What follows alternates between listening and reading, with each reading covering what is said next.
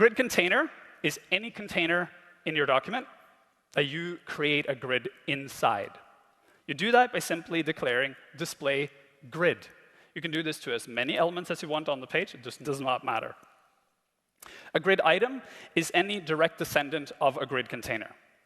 So if you create a grid, any direct descendant automatically becomes a grid item that's placed inside the grid, but only the first level descendants, just like it is with Flexbox. A grid line is any of the lines you draw inside the grid, horizontal or vertical. The grid lines are numbered by default, so the first edge of the grid, either vertical or horizontal, has the line number 1, and then you just count them, 2, 3, 4, 5, 6, and the last one has the last number. A grid cell is any cell inside the grid. A grid area is any defined rectangular area inside the grid that covers more than one cell. A grid track is either a horizontal track or a vertical track, so a row or a column. And a grid gap is the space between each of the cells if you choose to add, basically, gutters.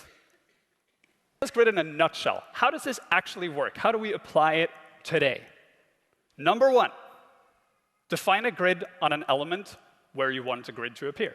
Number 2, place items within that grid where you want them to appear. Number 3, make world peace.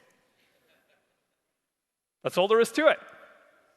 What does it look like? Well, here's my example. This is the semantic markup with no CSS apply, except for color. Then we start by grabbing just the site container. That's the container that wraps everything. And we declare display grid. So now we have a grid.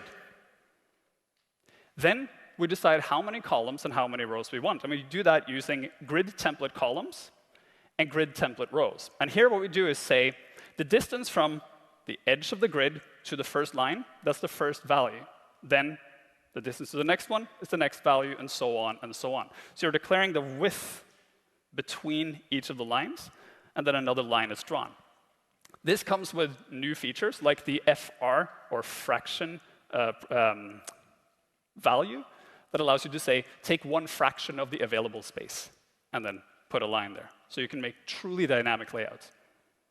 Do the same with rows. You just declare a list of where you want the rows to appear, and they will appear automatically.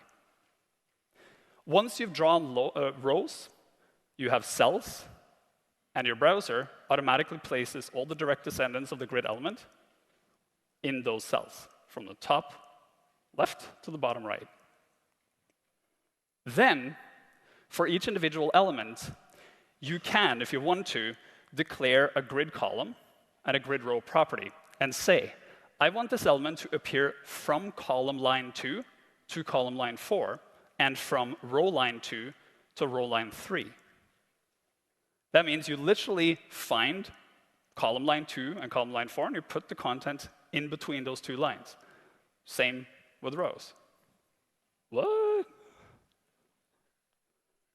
And here you see what I'm talking about. We're doing layout in. So we create the layout first, and then we just dump content where we want them to appear. And when you look at this, you realize there are all these new things you can do. Like, for instance, create actual white space on a layout. You can just choose not to populate cells. Then you have white space. No spacer GIFs or anything like that anymore. And once you know this, you can then place any of your elements anywhere you want in the grid.